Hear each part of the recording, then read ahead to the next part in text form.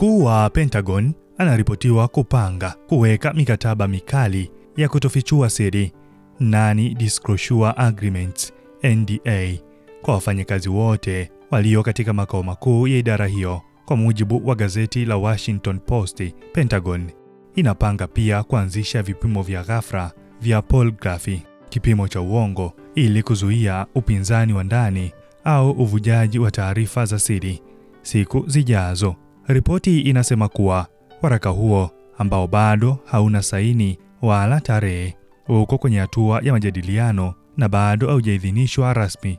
Utaratibu huu unalenga wanajeshi wote, wafanyakazi wa kiraia na wakandarasi zaidi ya 5,000 walioko katika ofisi ya katibu wa ulinzi. Rasimu nyingine ya memo pia inapendekeza kuwekwa kwa vipimo vya ghafla vya polygraph sambamba na mikataba ya usiri. Hii ina maana kuwa hata wale waliokuwa na ufikiaji wa taarifa za siri lakini hawakuwa wakikaguliwa kwa polygraph hapo awali, sasa watawekwa chini ya mpango huu wa muda. Taarifa hii inakuja huku utawala wa Trump ukiwa chini ya uchunguzi mapema mwaka huu baada ya mhariri wa gazeti la The Atlantic, Jeffrey Goldberg, kusema kuwa aliingizwa kimakosa kwenye kundi la mawasiliano ya Signal lililohusisha maafisa waandamizi wa usalama wa taifa hilo, akiwemo katibu wa ulinzi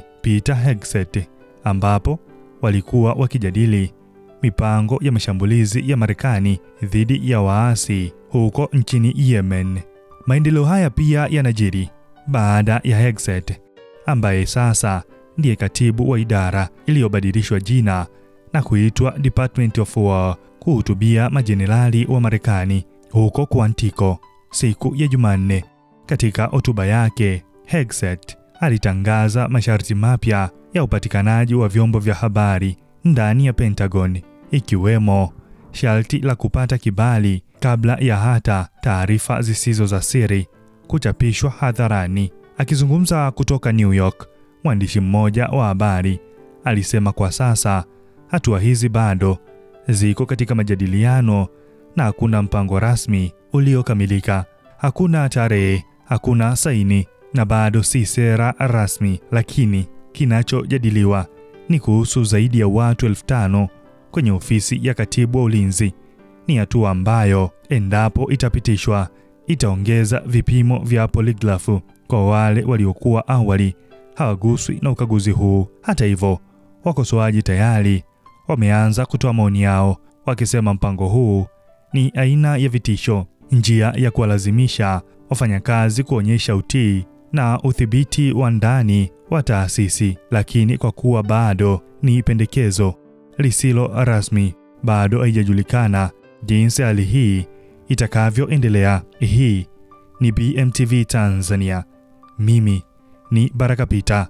Usisahau kulike, kusubscribe, kukomenti pamoja na kushare kwa ndugu jamaa na marafiki, ili na wao waweze kuwa sehemu ya BMTV Tanzania. Kwa hili kwa sasa.